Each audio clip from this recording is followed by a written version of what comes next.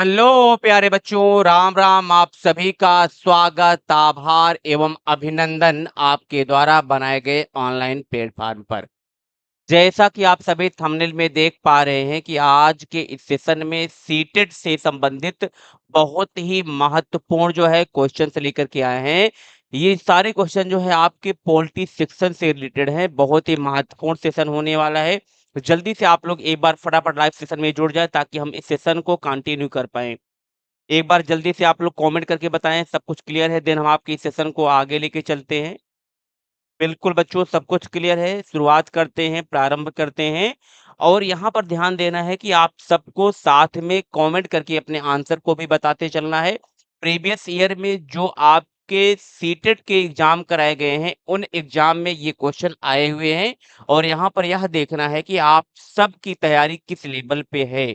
और ये आप लोग अपना स्वयं का आत्मविश्वास लेंगे, इस सेशन से जुड़ेंगे कि आप कितने क्वेश्चन कर पा रहे, तैयारी आपकी जो है एग्जाम के लिए कहाँ तक आप लोग परफेक्ट हैं। पहला क्वेश्चन आप सब देख पाएंगे स्क्रीन पर, जल्दी से आप लोग बताएंगे कि राइट आंसर क्या होगा। देख रहे हैं क्वेश्चन बहुत ही बड़ा है। क्वेश्चन में क्या दिया है भैया, भारतीय संसद पर दिए गए ए और बी कथनों पर विचार करना है, ठीक है ना। कथन ए क्या कह रहा है, कोई भी राजनीतिक दल जिसके पास लोकसभा में कितने भी संसदीय सदस्य हों वह सरकार बना सकती है। दूसरा दिया है, कथन बी दिया है, लोकसभा, राज्यसभा और राष्ट्रपति संसद के अंग हैं। सही विकल्प का आपको चयन करना है कि राइट आंसर क्या होगा। फटाफट आप लोग बताएंगे बच्चों कि इसका राइट आंसर क्या होगा। जितने भी बच्चे हमारे साथ जुड़े हैं, जल्दी से आप लोग बताएं एक बार जरा आंसर क्या होगा। चलो हम बताते हैं आप सबको, ठीक है ना। थोड़ा डिटेल में करते हैं। देखिए जो पहला दिया है, कथन ए दिया है। कथन ए में क्या क्या कहा जा रहा है कि कोई भी राजनीतिक दल है और जिसके पास क्या कह रहा है कि लोकसभा में कितने भी मेंबर हों, वह सरकार बना सकती है? बिल्कुल नहीं बना सकती है।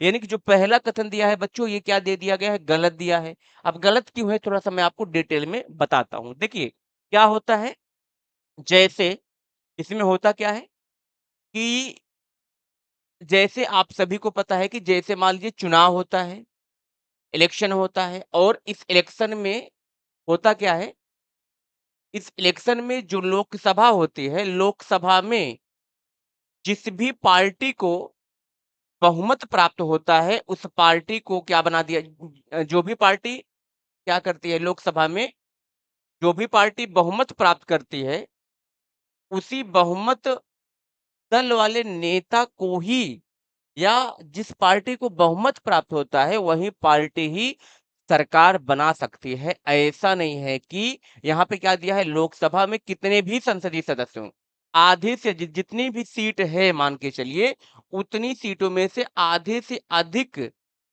वोट जो है जिस पार्टी को मिलते हैं, वही बहुमत सिद्ध करती है, वही ही सरकार बना पाती है, ठीक है ना? इसमें क्या दिया है कि लोकसभा में कितने भी संसदीय सदस्य हों, सरकार बना सकती है, तो बिल्कुल गलत दिया है, ठीक है ना? यहाँ पर क्या करना पड़ता है कि बहुमत सिद्ध करना पड़ता है और इसी बहुमत के आधार पर ही निर्धारण होता है और इसी बहुमत के आधार पर ही क्या होता है बच्चों, वो सरकार बनती है। हाँ, ऐसा होता है कि मान लीजिए कि कई पार्टी सारी पार्टियां हैं और किसी भी पार्टी को बहुमत नहीं प्राप्त होता है।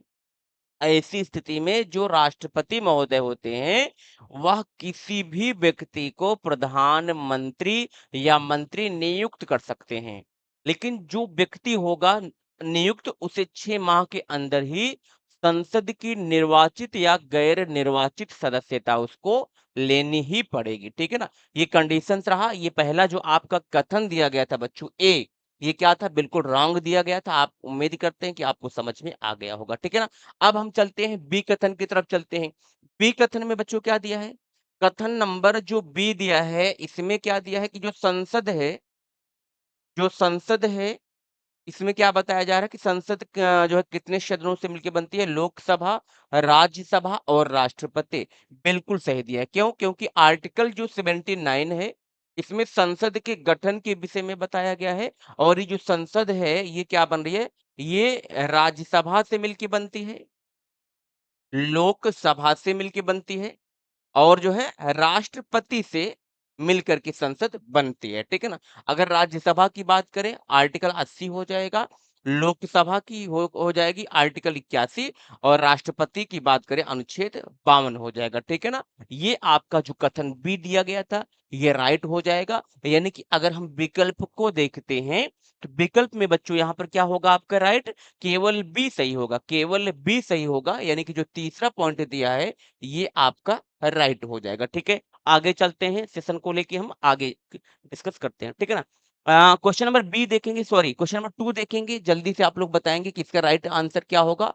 जो भी विद्यार्थी हमारे साथ जुड़े हुए हैं, ज़रा आप लोग बताएँ यूनिवर्सल एडल्ट फ्रेंचाइज़ी मीन्स सार्वभौमिक वयस्क मताधिकार का अर्थ है। आप लोग बताएँ राइट आंसर क्या होगा बच्चों? सार्वभौमिक वयस्क मताधिकार का अर्थ क्या होगा? सभी वयस्कों को गाड़ी चलाने की अनुमति होगी। सभी वयस्कों को अपने विचार प्रकट करने की सहज अनुमति है। सभी वयस्कों को सरकार बनाने की अनुमति है।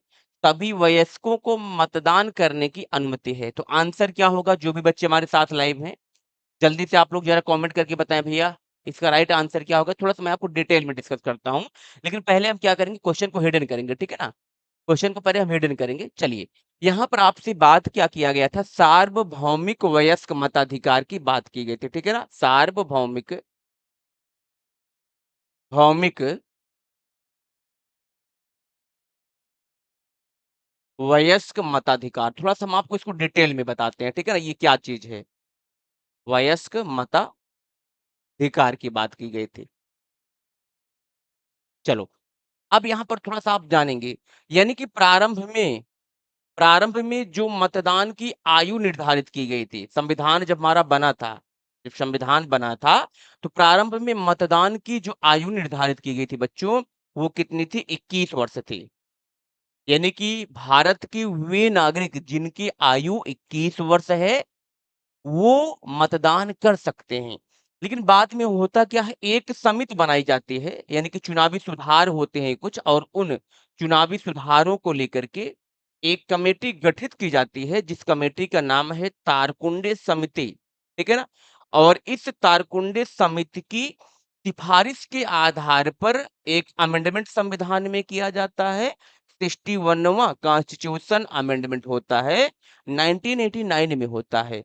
और जिसके तहत यहाँ पर जो मतदान की आयु निर्धारित होती है बच्चों, वो हो जाती है कितनी? 18 वर्ष। यानी 18 वर्ष या इससे अधिक जिनकी आयु है वो भारत के नागरिक हैं, वो लोग क्या कर सकते हैं? मतदान कर सकते हैं, वोट डाल सकते हैं, ठीक है ना? ये जो है यहाँ पर जजमेंट आया, ठीक है ना? यही क्या है? यही बात जो है इसी को कहते हैं सार्वभौमिक वयस्क मताधिकार कहते हैं।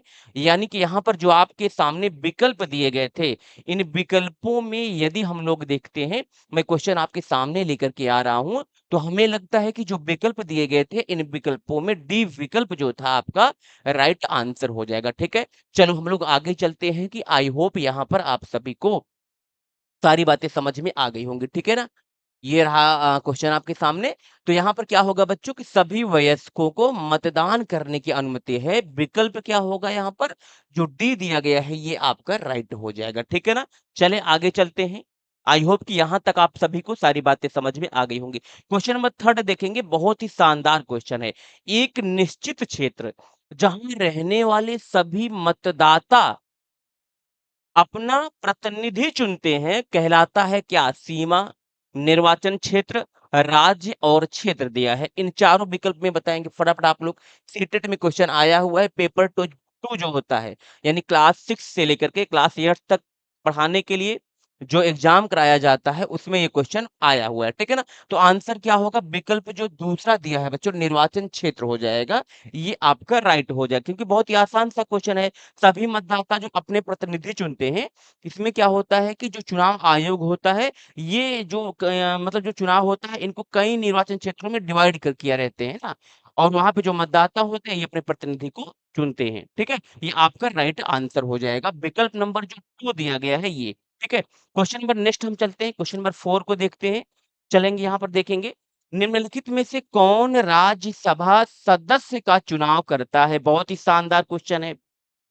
जल्दी से भाई आप लोग बताएँगे कि राज्यसभा के जो सदस्य होते हैं, इनका चुनाव भाई कौन करेगा? संसदीय निर्वाचन क्षेत्रों के मतदाता, अगर मतदाता में बात करेंगे तो सभी नागरिकों को शामिल कर दिया जाएगा ना। लोकसभा सदस्य ही वोट डालते हैं। विधानसभा के सदस्य जिसे हम लोग कहते हैं एमएलए कहते हैं। विधानसभा निर्वाचन क्षेत्रों के मतदाता। जल्दी से बताएँगे बच्चों आप लोग जो भी बच्चे लाइव हैं हमारे साथ।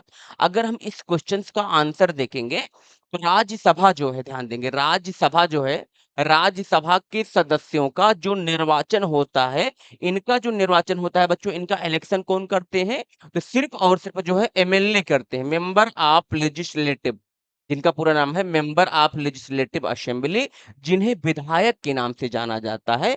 ये लोग जो है राज्यसभा के सदस्यों का चुनाव करते हैं, ठीक है ना? तो विकल्प यहाँ पर क्या हो जाएगा भैया, आपका जो तीसरा विकल्प दिया गया है, ये आपका राइट हो जाएगा, ठीक है ना?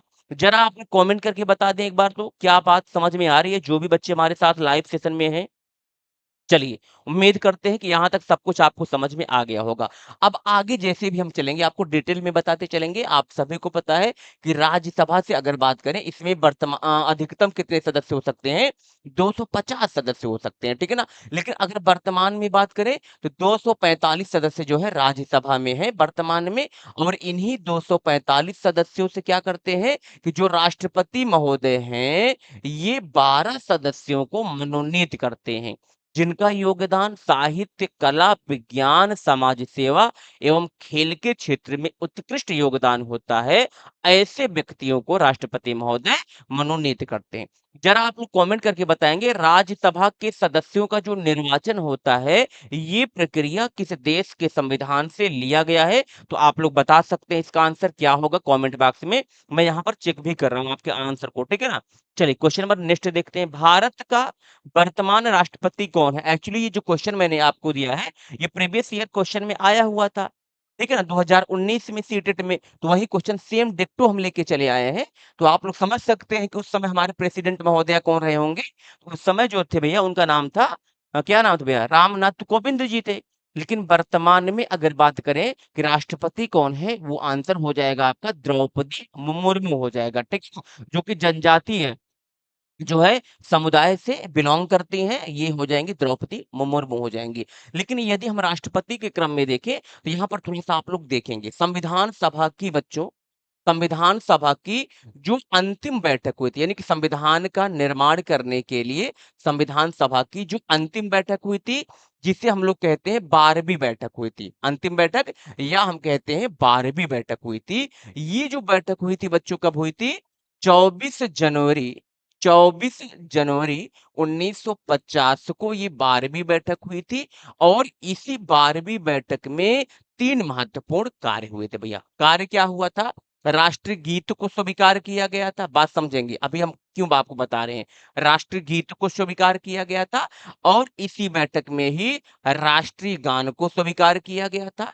राष्ट्रीय गान को स्वीकार किया गया था, और इसी बैठक में डॉक्टर राजेंद्र प्रसाद भैया, डॉक्टर राजेंद्र प्रसाद को राष्ट्रपति के रूप में चुना गया था, ध्यान देंगे।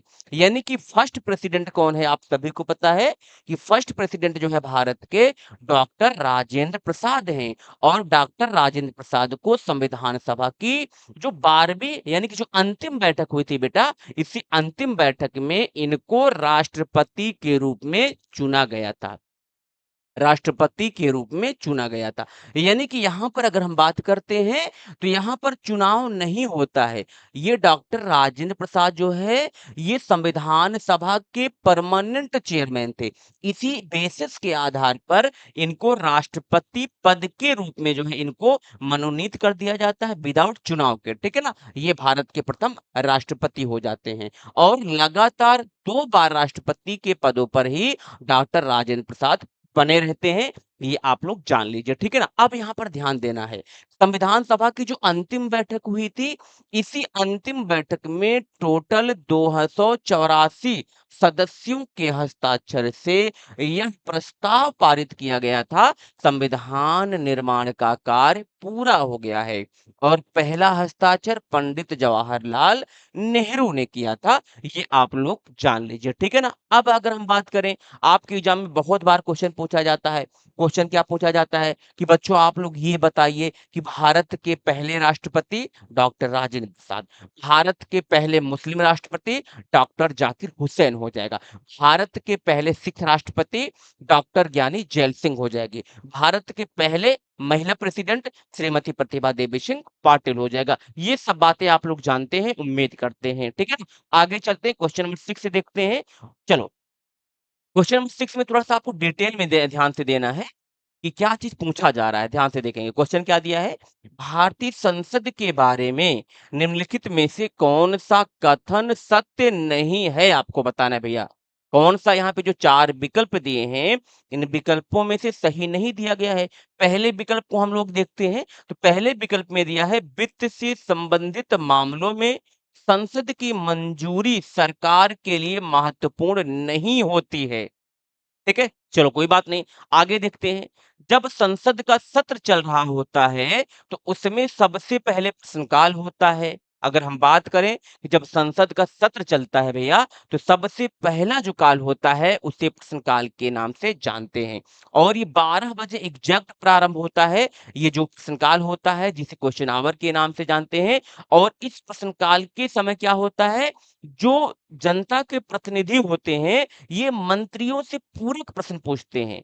मतलब कहने का मतलब है कि जो लोक महत्व के वर्तमान में मुद्दे चल रहे होते हैं, उन मुद्दों से संबंधित क्वेश्चन जो है करते हैं मंत्रियों से हमारे जो सांसद होते हैं, ठीक है ना? इसी को कहते हैं क्या? प्रश्नकाल के नाम से जाना जाता है, ठीक है ना? तो दूसरा तो बिल्कुल सही दिया गया। दूसरा जो दिया गया है, ये बिल्कुल सही दिया है, बात समझेंगे, ठीक है ना? चलिए आगे देखते हैं। तीसरे में क्या कहा जा रहा है कि भारतीय संसद के 3 अंग हैं, राष्ट्रपति, राज्यसभा, लोकसभा। बिल्कुल, ये तीसरा भी पॉइंट सही दिया गया है। और नेक्स्ट देखेंगे, हमारी व्यवस्था में संसद के पास महत्वपूर्ण शक्तियाँ हैं, क्योंकि यह जनता का प्रतिनिधित्व करती है।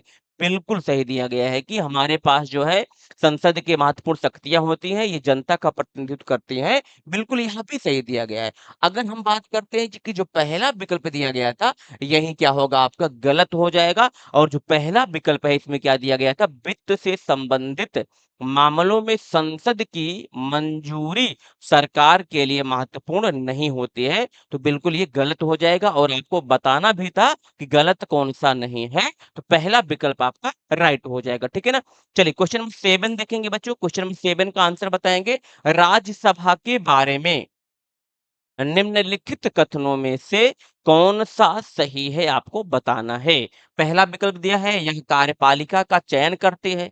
अब बताओ भैया, राज्यसभा के बारे में बताना है आपको कौन-सा कथन सही है। अब बताओ, क्या ये कार्यपालिका का चयन करती है? दूसरा दिया है, यह संसद में भारत के राज्यों का प्रतिनिधित्व करती है। इसमें 245 नॉमिनेटेड मेंबर होते हैं। इसका मुखिया प्रधानमंत्री होता है। जल्दी से बताएँगे भैया आंसर क्या होगा? चलो देखते हैं, आपको सही बताना था। हम पहले देखते हैं कि जो पहला विकल्प दिया गया है, पहले विकल्प को हम लोग देखते हैं। तो पहले विकल्प में क्या दिया है कि यह कार्यपालिका का चयन करती है। तो जो राज्यसभा है भैया, ये कार्यपालिका का चयन नहीं करती है, बल्कि राज्यसभा का काम है कानून को बनाना और कार्यपालिका का काम है कानून को लागू करना, ठीक है ना? तो पहला तो गलत दे दिया है। दूसरा क्या दिया? यह संसद में भारत के राज्यों का प्रतिनिधित्व करती है। बिल्कुल, जो राज्यसभा होता है, ये राज्यों का प्रतिनिधित्व करती है। और जो लोकसभा होता है, ये जनता का प्रतिनिधित्व करता है, ठीक है? इसीलिए लोकसभा को जनता के प्रतिनिधि के रूप में जाना जाता है और राज्यसभा को राज्यों के प्रतिनिधि के रूप में जाना जाता है, ठीक है ना? दूसरा जो विकल्प दिया है, ये आपका सही दिया गया है।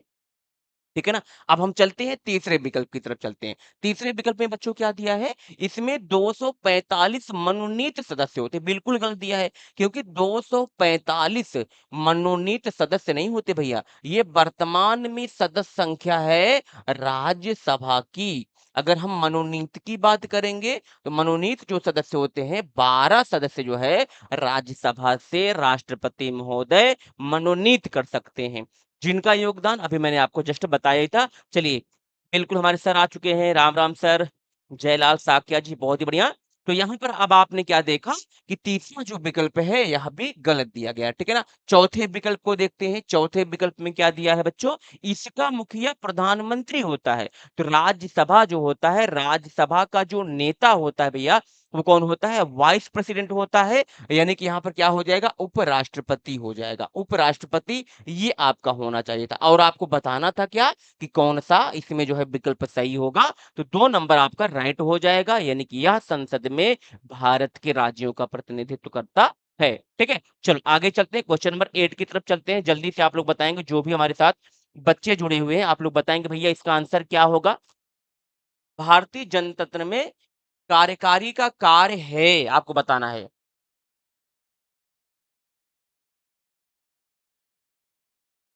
जल्दी से आप लोग बताएँगे भैया इसका आंसर क्या होगा?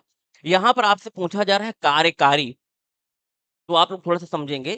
कार्यकारी का इंग्लिश में क्या हो बोलेंगे इसको? एग्ज़ीक्यूटिव बॉडी बोलेंगे, एग्ज़ीक्यूटिव, ठीक है ना? तो यानी कार्यकारी कार्य क्या होगा? अधिनियम बनाना, संसद द्वारा बनाए गए अधिनियमों को लागू करना, प्रधानमंत्री को चुनना, राष्ट्रपति को चुनना। यहाँ पर थोड़ा-सा ध्यान देंगे। अगर हम बात करते हैं बच्चों कि जो पहला विकल्प दिया है, तो सबसे पहले तो हम कार्यकारी को ये समझे कि ये कार्यकारी होता क्या है? सबसे बड़ी बात तो इस कार्यकारी को समझना तो ज़रूरी है ना। तो कार्यकारी को इंग्लिश में क्या कहते हैं भैया? इसको इंग्लिश में कहते हैं एग्ज़ीक्यूटिव कहते हैं। एग्ज़ीक्यूटिव कहते हैं, ठीक है ना? और एग्ज़ीक्यूटिव को अगर हम हिंदी में कहें, तो इसी एग्ज़ीक्यूटिव या कार्यकारी को ही हम लोग कहते हैं, कार्यपालिका कहते हैं। यानी कि क्वेश्चन जो कीवर्ड दिया गया है, इस कीवर्ड को पहले आपको समझना है। जब आप कीवर्ड को समझ लेंगे, तो क्वेश्चन आपका आसान हो जाएगा। यानी कि कार्यकारी का मतलब क्या हो जाएगा? कार्यपालिका हो जाएगा। और आप सभी को पता है कि जो सरकार होती है, जो गवर्नमेंट होती है, इस गवर्नमेंट के 3 बॉडीज़ होते हैं, ठीक है ना? पहला क्या होता है भैया? पहला होता है विधायिका कहते हैं।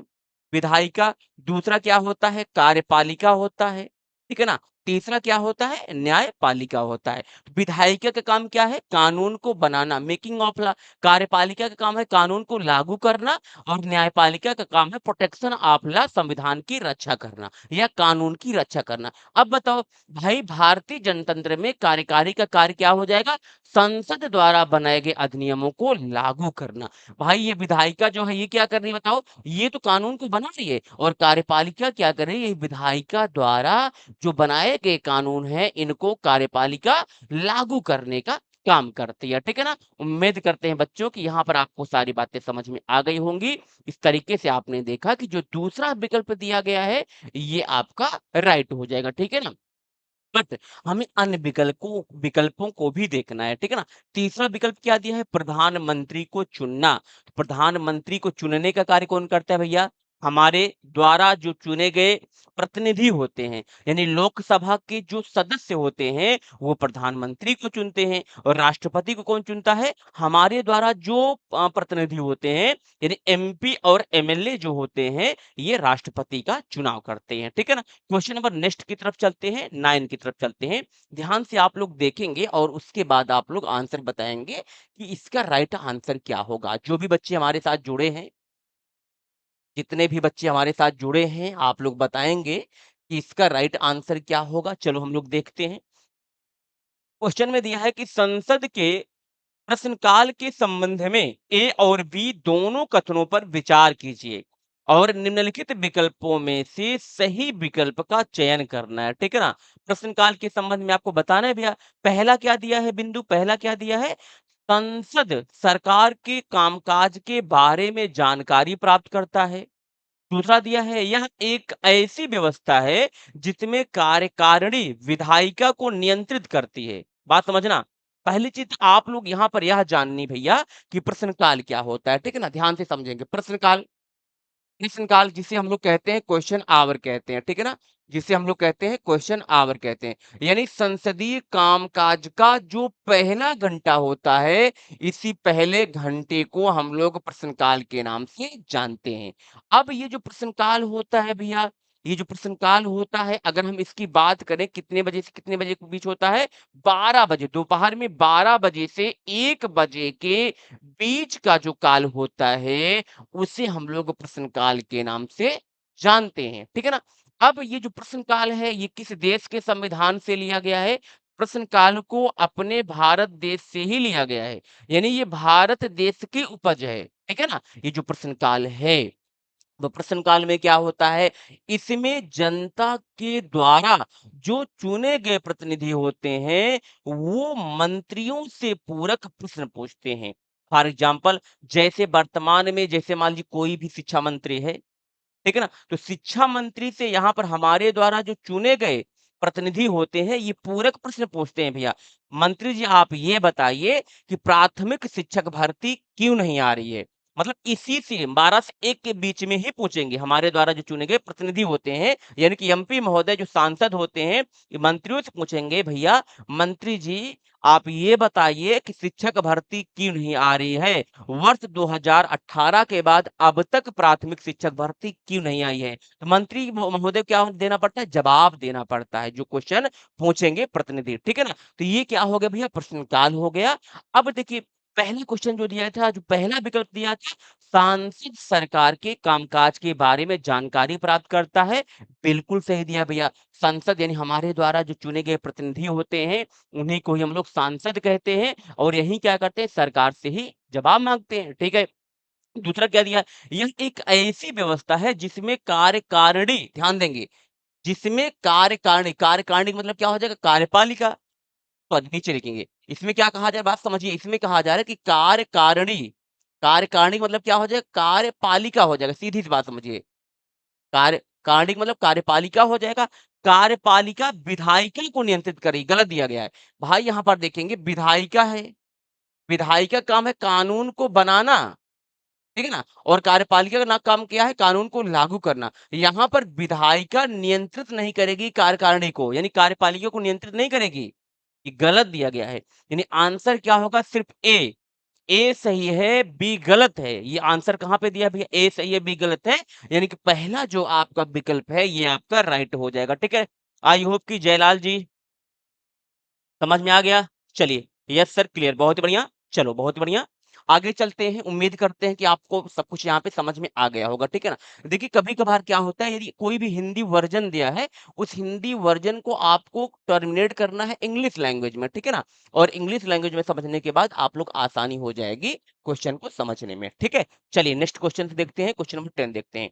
लोकसभा के प्रत्येक सत्र का प्रथम घंटा शुरू होता है, अभी मैंने बता ही दिया आपको शून्यकाल, प्रश्नकाल, सार्वजनिक काल, विशेषाधिकार काल हो ज ठीक है ना? इसमें आंसर क्या होगा भैया? आसान सा क्वेश्चन मैंने अभी आपको बताया प्रश्नकाल होगा। ठीक 1 बजे क्या प्रारंभ होता है? 0 ऑवर प्रारंभ होता है, ठीक है ना? 0 ऑवर यानी कि शून्यकाल प्रारंभ होता है, ठीक है ना? शून्यकाल जो है कहाँ से लिया गया है? ब्रिटेन से लिया गया है उधार इसको, ठीक है? चलिए अगले क्वेश्चन को देखते हैं, क्वेश्चन नंबर 11 को देखते हैं भैया। गठबंधन सरकार से क्या अभिप्राय है? आपको बताना है। गठबंधन सरकार से भैया क्या अभिप्राय है ये आपको बताना है बच्चों, जल्दी से बताएँगे। जो विकल्प है आप लोग देख सकते हैं, ठीक है ना? हमें रिपीट करने की और हमें बताने की आवश्यकता नहीं है। अब इनमें से बताना है भैया कि आंसर क्या होगा? गठबंधन। तो सबसे पहले हम लोग यहाँ पर ये समझते हैं कि गठबंधन सरकार होती क्या है? गठबंधन सरकार का मतलब क्या है? इसको मैं थोड़ा-सा आपको डिटेल में बताता हूँ और आप लोग ध्यान से विकल्पों को देखेंगे और आंसर को आप लोग चिह्नित करेंगे। चलिए, गठबंधन मतलब क्या होता है? जैसे कि लोकसभा का चुनाव हो गया, ठीक है ना? और लोकसभा का चुनाव होने के परिणाम स्वरूप जब उसका रिजल्ट आता है, तो रिजल्ट में किसी भी पार्टी को पूर्ण बहुमत नहीं प्राप्त होती है, तो जो छोटी-छोटी पार्टियाँ होती हैं या जो सत्ता पार्टी होती है, ये क्या करती है आपस में मिलकर के गठबंधन करती है और गठबंधन करने के परिणाम स्वरूप जो है सरकार बनाती है। इसी को कहते हैं क्या भैया? गठबंधन सरकार कहते हैं। यानी कि यहाँ पर आपने क्या देखा कि गठबंधन सरकार में किसी भी पार्टी को जब पूर्ण बहुमत नहीं मिलता है, तो कई सारी पार्टियाँ जो है मिलकर के आपस में गठबंधन करती हैं और इसके परिणाम स्वरूप जो है वो सरकार बनाती हैं, ठीक है? अब इसके परिप्रेक्ष्य में हमें आंसर को बताना था। जयलाल जी ने पहला विकल्प कमेंट किया है, चलो मैं देखता हूँ। चुनावों के बाद किसी भी दल को स्पष्ट बहुमत ना मिलने की स्थिति में 2 या 2 से अधिक राजनीतिक दलों के बीच सत्ता की साझेदारी। चलो, अभी तो हमें लग रहा है कि पहला ही विकल्प होगा, लेकिन पहले विकल्प को देखने के बाद ये नहीं है कि हम उसी को टिक मार दें और विकल्पों को भी देखना है, ठीक है ना? दूसरा विकल्प क्या दिया है? राज्यसभा तथा पंचायती राज संस्थानों के बीच सत्ता की साझेदारी। तो राज्य सरकार और पंचायती राज संस्थानों के बीच किसी भी प्रकार की सत्ता की साझेदारी नहीं हो सकता है, क्योंकि राज्य सरकार जो है ये बड़ा लेवल होता है और ग्राम प्रधान छोटा लेवल होता है, ठीक है ना? किसी भी प्रकार का कोई गठबंधन नहीं हो सकता है। तीसरा विकल्प क्या दिया है? केंद्र और राज्य सरकार के बीच ये भी गलत दिया गया है। कार्यपालिका और न्यायपालिका के बीच ये भी गलत दिया है। यानी कि भैया यहाँ पर जो आपका पहला विकल्प था, यही आपका राइट आंसर हो जाएगा, ठीक है? चलें आगे भैया, जल्दी से आप लोग बताएँ, एक बार थम्स अप करके आगे चला जाए।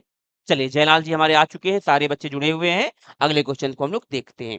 लोकसभा में सत्ताधारी दल का मुखिया इनमें से कौन होता है? आपको बताना है बच्चों, जल्दी से बताएँगे भैया। चलिए, आंसर क्या होगा? थोड़ा-सा आप लोग कमेंट कर दीजिए तो। चलिए, मैं आपको थोड़ा-सा मैं डिटेल में बताता हूँ, ठीक है ना? देखिए, यहाँ पर आपसे क्या बात किया जा रहा है, लोकसभा लोकसभा का सत्ताधारी मुखिया कौन होता है? ध्यान से देखेंगे। देखिए, जो लोकसभा होता है बेटा, लोकसभा के जो सदस्य होते हैं, इनको किस नाम से जाना जाता है? इनको एमपी के नाम से जाना जाता है, मेंबर ऑफ पार्लियामेंट के नाम से जानते हैं। और जो मेंबर ऑफ पार्लियामेंट होते हैं, इनका चुनाव कौन करता है भैया? इनका चुनाव तो हम ही लोग करते हैं ना। इन सांसद को हम ही लोग चुनते हैं, ठीक है ना? हम ही लोग चुनते हैं। और ये जो एमपी यानी कि जो सांसद होते हैं, जो सांसद महोदय होते हैं, ये क्या होते हैं भैया? ये जनता के सेवक होते हैं। ये जनता के सेवक होते हैं, या हम कहें कि जनता के ये प्रतिनिधि होते हैं। और यहीं पर प्रतिनिधि क्या करते हैं? यही प्रतिनिधि फिर प्रधानमंत्री को चुनते हैं। यानी कि लोकसभा का जो चुनाव होता है, इस लोकसभा के चुनाव में जिस भी पार्टी को पूर्ण बहुमत प्राप्त होता है, उसी पार्टी में बहुमत दल वाले नेता को राष्ट्रपति महोदय प्रधानमंत्री नियुक्त करते हैं। और यही प्रधानमंत्री ही लोकसभा में सत्ताधारी दल का भैया मुखिया होता है। यानी आंसर क्या होगा यहाँ पर आपका? तीसरा जो विकल्प दिया है, ये आपका राइट आंसर हो जाएगा। और हम आपसे अगर बात करें भैया, आप लोग जरा ये बताइए कि राज्यसभा में सत्ताधारी दल का मुखिया कौन होगा? तो जरा आप लोग कमेंट करके बताइए। चलिए, सी प्राइम मिनिस्टर, बहुत ही बढ़िया जयलाल जी भैया, बहुत बेहतरीन आप आंसर बता रहे हैं लगातार। चलो, हम लोग चलते हैं क्वेश्चन नंबर नेक्स्ट की तरफ चलते हैं, देखते हैं, ठीक है? अगला क्वेश्चन क्या है? भारत में सर्वोच्च कानून बनाने वाली संस्था है। बताओ भैया, क्या होगा आंसर? थोड़ा सा मैं पानी पी लेता हूँ, जो भी बच्चे लाइव हैं आप लोग बताएं। चलिए।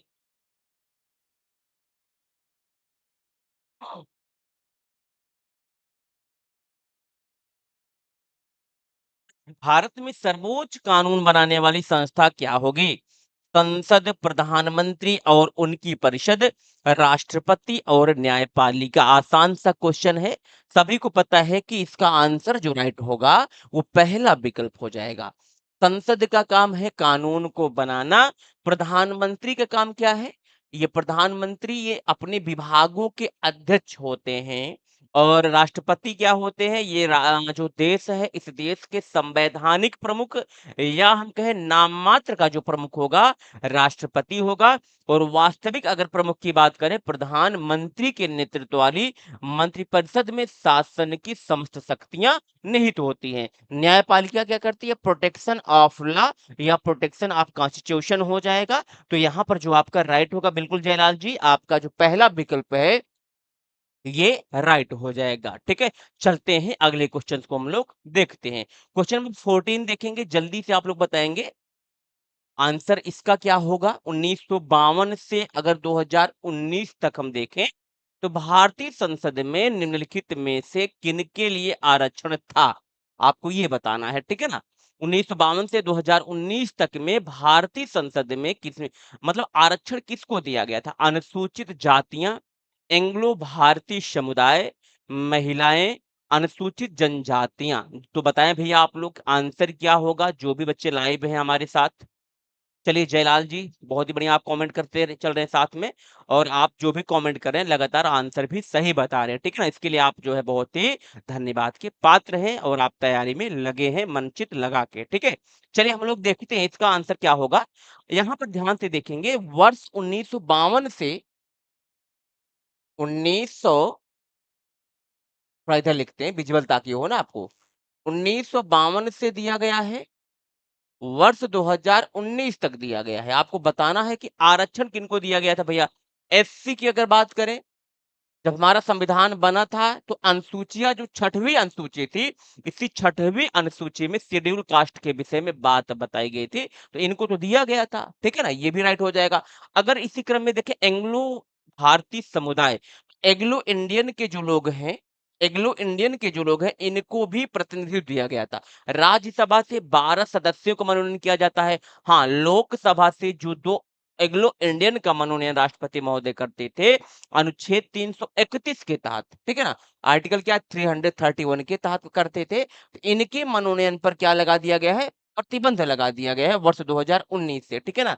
अब जो महिलाएं हैं, तो महिलाओं को आरक्षण नहीं दिया जाता था भैया, यह तीसरा गलत हो जाएगा। चौथा क्या है, अनुसूचित जनजातियां, तो पांचवी अनुसूची और छठवीं अनुसूची में क्या है, अनुसूचित जातियां और एससी और एसटी के विषय में बताया गया, ठीक है ना। यानी कि ए सही दिया है, बी सही दिया है बच्चों, सी गलत दिया है, डी सही दिया है। तो आपको क्या बताना था, सही है ना, आरक्षण था, यानी कि ए बी डी आपका आंसर हो जाएगा right. A B D, A B, B नहीं होगा बेटा जयलाल जी, यहाँ पे ए बी डी होगा राइट, यानी कि सी विकल्प आपका जो दिया गया है ये आपका राइट हो जाएगा। क्वेश्चन थोड़ा सा पेचीदा है, ये कह सकते हैं। चलो अगले क्वेश्चन को देखते हैं। भारत में प्रथम आम चुनाव कब हुआ? When was the first general election held in India? प्रथम आम चुनाव बेटा कब हुआ था, जल्दी से बता दें आप लोग जरा। सभी को पता होगा, सभी को पता होगा। मैंने अभी पहले क्वेश्चन मैंने आपको डिटेल में बताया था कि राष्ट्रपति महोदय के रूप में जब डॉक्टर राजेंद्र प्रसाद को चुना गया था, यानी कि 24 जनवरी 1950 को जब संविधान सभा की 12वीं बैठक हुई थी, उस समय उनको मनोनीत किया गया था, उसमें इलेक्शन नहीं हुआ था। और आपको यहाँ पे बताना है कि इलेक्शन कब हुआ था, ठीक है ना। जल्दी से जो भी हमारे साथ बच्चे हैं, आंसर क्या होगा इसका आप लोग जल्दी से बताएं। चलो, जितने भी भाई बहन हमारे साथ जुड़े हुए हैं, आप लोग चाहते हैं तो कमेंट वगैरह कर सकते हैं। चलिए, अगर यहाँ पर हम आंसर इसका देखें बच्चों, तो जो राइट आंसर होगा ये क्या हो जाएगा, विकल्प यहाँ पर जो दिया गया है सी, क्या होगा, विकल्प सी। बहुत जयलाल जी दी कह रहे हैं 1951 से 52, 52 से 53। हाँ बिल्कुल बिल्कुल, जयलाल जी आपने सही कहा, डी विकल्प ही होगा, क्योंकि प्रथम जो लोकसभा का जो चुनाव हुआ था, और अगर हम बात करें लोकसभा का जो गठन भी हुआ था, ये 1952 के आसपास लोकसभा का जो गठन हुआ था, 17 अप्रैल, ध्यान देंगे, चलिए ध्यान थोड़ा जान लेंगे। लोकसभा का जो गठन हुआ था, ये 17 अप्रैल 1952 को हुआ था, ठीक है ना। और इसी क्रम में राज्यसभा का गठन की बात करें, तो राज्यसभा का भी इसी समय हुआ था, 3 अप्रैल, 3 अप्रैल 1952 को हुआ था। और लमसम इसी समय ही इलेक्शन भी हुआ था। तो हम कह सकते हैं डी विकल्प आपका राइट होगा। बहुत ही बढ़िया, बहुत ही बढ़िया। चलिए अगले क्वेश्चन को देखेंगे। भारत की सर्वोच्च कानून निर्माण संस्था है, बताएंगे जरा आप लोग, सर्वोच्च कानून निर्माण संस्था भारत की कौन सी है? संसद, प्रधानमंत्री व उसका मंत्रिपरिषद, राष्ट्रपति, न्यायपालिका दिया है। चारों विकल्प में भैया आप लोग बताएंगे राइट क्या होगा। सर्वोच्च कानून निर्माण संस्था, रिपीटेड क्वेश्चन है, आप लोग बताएंगे जरा इसका आंसर क्या होगा। पहला विकल्प क्या होगा बेटा, यहाँ पे पहला जो विकल्प दिया है संसद, यानी कि विधायिका। संसद की बात करें, विधायिका जो होती है, इसी विधायिका को ही संसद के नाम से जाना जाता है, ठीक है ना। तो संसद ही क्या करती है, कानून को बनाती है, मेकिंग ऑफ लॉ करती है, ठीक है ना। तो आंसर क्या होगा, पहला विकल्प आपका राइट हो जाएगा। अगले क्वेश्चन को देखते हैं, क्वेश्चन नंबर 17। लोकसभा के लिए कितने सदस्य मनोनीत हो सकते हैं? ये सीटेट के एग्जाम में क्वेश्चन पूछा गया है।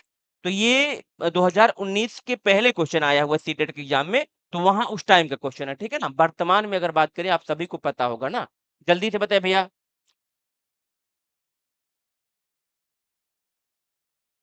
चलो हम लोग देखते हैं इसका आंसर, ठीक है। चलिए यहाँ अगर हम देखते हैं लोकसभा से, बेटा ध्यान से समझेंगे, बहुत ही बेहतर क्वेश्चन है, बेहतरीन क्वेश्चन है, ठीक है ना। देखिए जो लोकसभा है, तो लोकसभा में अगर बात करें तो संविधान का जो आर्टिकल है 331 के अकॉर्डिंग राष्ट्रपति यानी जो प्रेसिडेंट महोदय हैं, ये दो एग्लो इंडियन समुदाय के व्यक्ति का जो है मनोनयन करते थे, मनोनयन करते थे, ठीक है ना। लेकिन होता क्या है बेटा, होता क्या है, बाद में 104वां संविधान संशोधन होता है वर्ष 2019 में, और इस मनोनयन के आधार पर ये जो एग्लो इंडियन का राष्ट्रपति महोदय मनोनयन करते थे, तो इनके मनोनयन पर प्रतिबंध लगा दिया गया है। अगर हम बात करते हैं कि एग्लो इंडियन की परिभाषा किस आर्टिकल में दी गई है, तो आर्टिकल 366 में दी गई है, ठीक है ना। अगर बात करें वर्तमान में बात करें लोकसभा की कुल सदस्य संख्या कितनी है बेटा, तो क्या होगी, 543 होगी, ठीक है ना। क्योंकि जो दो मनोनयन किया जाता था, मनोनयन को क्या कर दिया गया है, समाप्त कर दिया गया है, तो संख्या क्या होगी वर्तमान में, 545 ही होगी। अगर अधिकतम बात करें, अधिकतम सदस्य संख्या कितनी होगी, तो 550 जो है लोकसभा की अधिकतम सदस्य संख्या होगी। पहले क्या होती थी, 552 होती थी, ठीक है ना। उम्मीद करते हैं कि आपको सारे डाउट यहाँ पे समझ में आ गए होंगे, तो जल्दी से बताएं। 12 मेंबर जयलाल जी, बहुत ही बढ़िया, शानदार। कहाँ कहाँ गलती करे बेटा, यहाँ पे लोकसभा से बात किया जा रहा है भैया। लोकसभा के लिए कितने सदस्य मनोनीत हो सकते हैं, एक भी नहीं। अगर बात करें तो आंसर क्या होगा, प्रेजेंट में देखा जाए तो एक भी नहीं होगा, ठीक है ना। यानी कि मनोनयन पर प्रतिबंध लगा दिया गया है। क्वेश्चन नंबर नेक्स्ट देखते हैं, 18 देखते हैं, चलो जल्दी से बताएंगे इसका आंसर आप लोग। जो भी भाई बहन हमारे साथ जुड़े हुए हैं, इसका आंसर आप लोग बताएंगे। राज्यसभा में अधिकतम हो सकते हैं सदस्य कितने, आपको ये बताना है। चलो जल्दी से बताओ आप लोग, जो भी बच्चे हमारे साथ जुड़े हैं, आप लोग इसका आंसर बताएंगे। राज्यसभा में अधिकतम कितने सदस्य हो सकते हैं, ये इरेज भी नहीं हो रहा है थोड़ा सा। चलो देखते हैं, जल्दी से बताएंगे आप लोग कि हम आगे चले भाई। चलिए देखेंगे, राज्यसभा राज्यसभा की बात किया जा रहा है बेटा। राज्यसभा में अधिकतम अगर सदस्य की बात करें, तो वर्तमान में इसमें अधिकतम सदस्य कितने हो सकते हैं, 250 हो सकते हैं, ठीक है ना। इन 250 में अगर देखेंगे, इन 250 में अगर हम देखते हैं, तो इसमें क्या होता है, 238 सदस्य का क्या होता है, इलेक्शन होता है, चुनाव होता है, ठीक है ना। और जो 12 सदस्य होते हैं, इनको मनोनीत किया जाता है भैया, इनको मनोनीत किया जाता है, नॉमिनेट किया जाता है। अब ये जो 238 सदस्य आप लोग देख रहे हैं, ठीक है ना, जो 238 सदस्य देख रहे हैं, इनका मैंने क्या बताया, इलेक्शन होता है, और इनका इलेक्शन कौन करता है, एमएलए करते हैं, मेंबर ऑफ लेजिस्लेटिव असेंबली करती है, ठीक है ना। तो लेकिन वर्तमान में अगर देखा जाए, तो कुल सदस्य संख्या राज्यसभा की कितनी है, तो 245 हो जाएगी। ये आपका राइट आंसर हो जाएगा, ठीक है ना। आगे चले भैया, जल्दी से आप लोग बताएं, आगे चलें। यानी कहने का तात्पर्य ये है कि जो यहाँ पर एमएलए चुनाव कर रहे हैं, तो वर्तमान में 233 सदस्यों का ही एमएलए महोदय चुनाव कर रहे हैं। 233 प्लस 12 कर देंगे, इज इक्वल टू 245 हो जाएगा, ठीक है। आगे चले, चलिए क्वेश्चन नंबर 19 देखेंगे। ये सारे टॉपिक जो है डिटेल में मैंने बता दिया है। आप लोग जाएंगे प्लेलिस्ट में, संविधान वाले सेक्शन में जाएंगे, वहां आप लोग क्लास को कर सकते हैं। डिटेल में सब कुछ आपको पहले से मैंने बता रखा है, ठीक है ना। राज्यसभा के बारे में निम्नलिखित में से कौन सा कथन सही है, ये आपको बताना है। जो भी बच्चे लाइव हैं, आप लोग बताएं फिर। डिटेल में पहले देख लेंगे कि क्वेश्चन में क्या दिया गया है, उन बेसिस के आधार पे आप लोग आंसर को क्लिक करेंगे, ठीक है। चलो हम भी देखते हैं भैया। पहला क्या दिया है, यह विघटन के अधीन नहीं है, ध्यान देंगे। राज्यसभा की बात करें, ध्यान देंगे बेटा, राज्यसभा की बात करें, तो राज्यसभा जो है एक परमानेंट हाउस है, राज्यसभा क्या है? एक परमानेंट हाउस है, यानी कि ये जो है स्थायी सदन है। अर्थात राज्यसभा का कभी भी किसी भी परिस्थिति में विघटन नहीं किया जा सकता है। ध्यान देंगे। राज्यसभा का अगर हम बात करें कार्यकाल कितने वर्षों का होता है, तो राज्यसभा का जो कार्यकाल होता है बेटा, ये अस्थायी सदन होता है। इनका कार्यकाल नहीं होता है। हाँ, जो राज्यसभा के सदस्य होते हैं, बात समझना बहुत बड़ी मुद्दा है ये।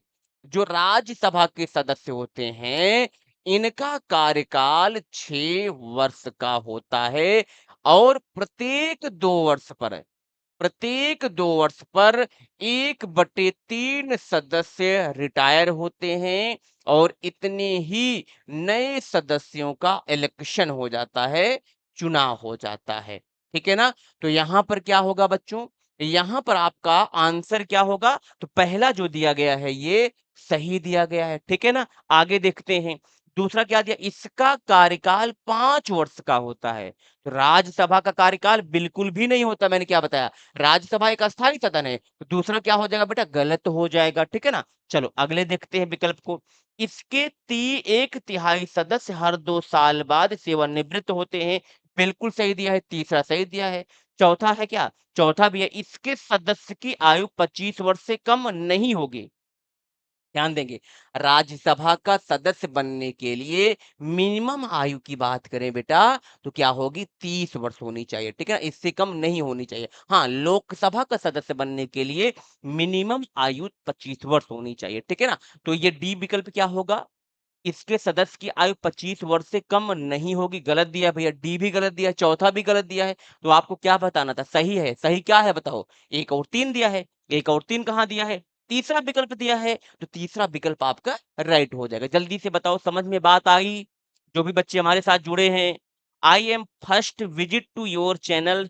बिल्कुल जयलाल साकिया जी, आप सबका सपोर्ट रहा बेटा, सहयोग रहा, तो सारी चीजें जो है हम लोग बेहतर कर सकते हैं। अगर आपको यहाँ पर सब कुछ समझ में आ रहा है, तो एक प्यारा सा बटन आपको दिख रहा होगा, चैनल को आप लोग चाहते हैं तो सब्सक्राइब कर लीजिए। बेल आइकन का बटन दिख रहा है, उसे आप लोग प्रेस कर दीजिए। शाम को बेटा 5 बजे हम लाइव आते हैं और 5 बजे जब लाइव आते हैं तो एलटी वाली बैच चल रही है, उसको पढ़ाते हैं। 6 बजे से जो है सीटेट या हम कह सकते हैं पोल्टी वाला सेक्शन आपको पढ़ाते हैं। ठीक है ना? जल्दी से बताओ, समझ में आ रहा है सब कुछ भैया? जयलाल जी, मजा आ रहा है ना क्लास में? चलो अगले क्वेश्चन को देखते हैं। क्वेश्चन नंबर 20 देखेंगे। जल्दी से आप लोग बताएं। भारत की संसद में शामिल नहीं है, ये आपको बताना है। आसान सा क्वेश्चन है। आर्टिकल 79 के अकॉर्डिंग संसद का गठन किया गया है और संसद के कितने अंग होते हैं? लोकसभा, राज्यसभा और राष्ट्रपति। इन 3 सदनों से मिलकर के भारत की जो संसद है, ये बनती है। ठीक है ना? यहाँ पर मैं आपको एक ट्रिक बता दे रहा हूँ साक्या जी, जो भी बच्चे हमारे साथ जुड़े हैं। संसद संसद की बात करें, यहाँ पर ध्यान देंगे, संसद की बात करें, तो संसद में क्या होता है? इसका गठन जो है आर्टिकल 79 में किया गया है। ठीक है ना?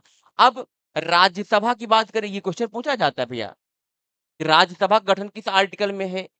आर्टिकल 80 में किया गया है। लोकसभा का गठन भैया किस में किया गया है? आर्टिकल 81 में किया गया है। ठीक है ना? यहाँ पे क्वेश्चन आपसे आर्टिकल को पूछा जाता है ना एग्जाम में। यहाँ पे गलतियां कर जाते हैं। इसके लिए एक ट्रिक बना लीजिए भैया। क्या बना लेंगे ट्रिक? सरला। सा से क्या हो जाएगा? संसद हो जाएगा। रा से राज्यसभा और ला से लोकसभा हो जाएगा। ये कंटिन्यूटी क्या हो जाएगी? 79, 80, 81 हो जाएगा। ठीक है? तो आंसर क्या होगा? जल्दी से बताएं। भारत की संसद में शामिल नहीं है। I have already done. बहुत बढ़िया जयलाल जी। तो यहाँ पर जो आपका राइट आंसर होगा ना, विकल्प डी हो जाएगा। ठीक है? अगले क्वेश्चन को देखते हैं। क्वेश्चन नंबर 21, जल्दी से बताएंगे इसका आंसर। जो भी बच्चे हमारे साथ जुड़े हुए हैं, इस क्वेश्चन का आंसर जरा बताएं। डाट डाट को संसद का उच्च सदन कहा जाता है। आसान सा क्वेश्चन है ना? संसद का उच्च सदन बेटा किसे कहा जाता है, ये आपको बताना था। चलो एक बार आप लोग के कमेंट वमेंट देख लेते हैं भैया। क्या होगा आंसर? डी। चलिए बहुत ही बढ़िया। अब यहाँ पर थोड़ा सा आप देख लीजिए, समझ लीजिए। देखिए संसद जो है, अगर हम देखते हैं, तो जो संसद है, संसद के प्रमुख रूप से कितने अंग होते हैं? 2 अंग होते हैं, या कह सकते हैं 2 घर होते हैं। ठीक है ना? पहला क्या है? राज्यसभा। राज्यसभा हो जाएगा। पहला क्या हो जाएगा बेटा? राज्यसभा हो जाएगा। दूसरा क्या हो जाएगा? लोकसभा हो जाएगा। लोकसभा हो जाएगा, ठीक है ना? अब देखिए राज्यसभा जो है, ये कौन-सा सदन है? संसद का उच्च सदन है राज्यसभा, या कहें राज्यसभा जो है ये द्वितीय सदन है। राज्यसभा क्या हो जाएगा बच्चों? द्वितीय सदन है। और राज्यसभा जो है ये संघीय सदन के नाम से इसको जाना जाता है। ध्यान देंगे, संघीय सदन के भी नाम से जाना जाता है और राज्यसभा को परमानेंट सदन के भी नाम से जाना जाता है। क्वेश्चन कहीं भी प्रकार से पूछा जा सकता है भैया। अभी आपसे क्या पूछा गया था? उच्च सदन पूछा गया तो आपने आसानी से बता दिया। द्वितीय सदन पूछा जा सकता है, संघीय सदन पूछा जा सकता है, परमानेंट हाउस पूछा जा सकता है, ठीक है ना? अब लोकसभा की बात करें, ये क्या हो जाएगा? निम्न सदन हो जाएगा। लोकसभा कैसी सदन है भैया?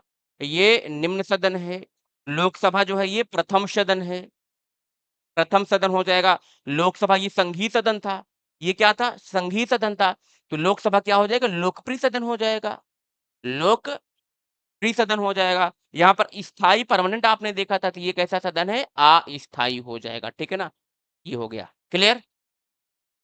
देखो क्वेश्चन किस प्रकार से पूछा जा सकता है आपके एग्जाम में, मैंने आपको सब कुछ डिटेल में बता दिया। अगले क्वेश्चन को देखेंगे, क्वेश्चन नंबर 22। चलो भैया जल्दी से बताएं आप लोग जरा, इसका आंसर क्या होगा? अनुसूचित जातियों के लिए कितनी संसदीय निर्वाचन क्षेत्र आरक्षित हैं? चलो 84, 47, 74, 48। आंसर राइट क्या होगा? आंसर राइट क्या होगा भैया, आप सब बताएंगे जरा। तो यहाँ पर जो आपका आंसर राइट होगा 84 हो जाएगा। पहला जो विकल्प दिया है ये आपका राइट हो जाएगा, ठीक है। चलो नेक्स्ट क्वेश्चन देखते हैं। राज्यसभा के विषय में निम्नलिखित में से कौन सा कथन सही है, आपको बताना है। ध्यान से आप लोग पढ़ेंगे तभी बता पाएंगे भैया।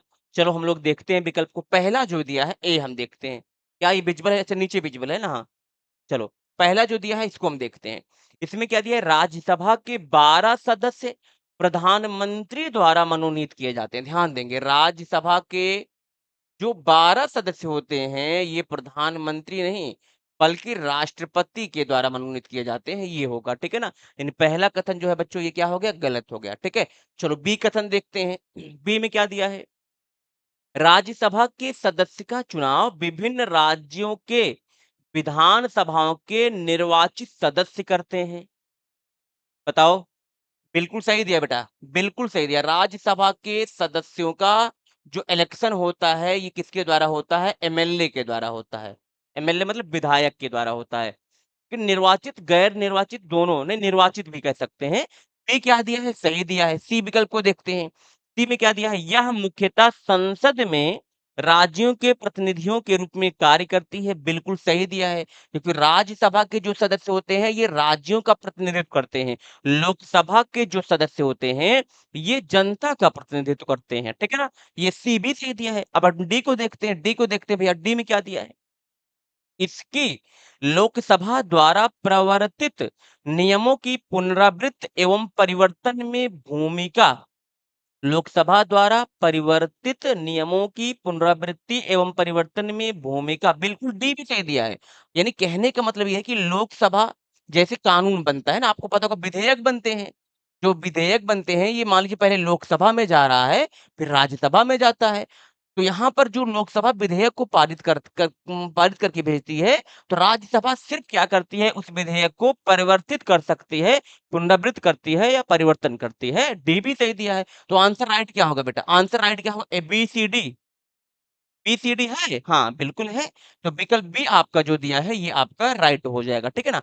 ऐसे जो बड़े क्वेश्चन रहते हैं, जो स्टेटमेंट टाइप में क्वेश्चन आते हैं, उन पर थोड़ा-सा आपको समय देना पड़ता है ना, क्योंकि अगर आप जल्दबाजी करेंगे तो आंसर आपका गलत हो सकता है।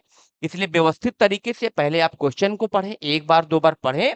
पढ़ने के परिणामस्वरूप जो आपके विकल्प दिए हैं, उन विकल्पों को देखें, फिर आप लोग आगे चलें। जल्दबाजी में क्या होता है, कभी-कभार गलत हो जाता है। हमें लगता है कि आज का सेशन यहीं पर समाप्त होता है। हाँ, बिल्कुल। आज के सेशन में प्यारे बच्चों हम आपके लिए 23 क्वेश्चन लेकर के आए थे, जो कि आपके प्रीवियस ईयर के एग्जाम में सारे क्वेश्चन पूछे गए थे।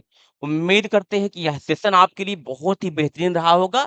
इसी तरीके से हम डेली जो है आपको शाम को 6 बजे लाइव आएँगे। कुछ जो है विशेष स्पेशल टॉपिक को लेकर के आएँगे। तो आज के लिए प्यारे बच्चों इतना ही। यदि आपने पहली बार विजिट किया है चैनल पर, तो चैनल को आप लोग सब्सक्राइब भी कर देंगे। बेल आइकन का बटन दिख रहा है उसे आप लोग प्रेस कर देंगे, ताकि आप सभी तक नोटिफ़िकेशन वगैरह आसानी से पहुँच सके। थैंक यू सो मच, जुड़े रहें आप सभी स्टडी विथ मी के साथ। Best of luck.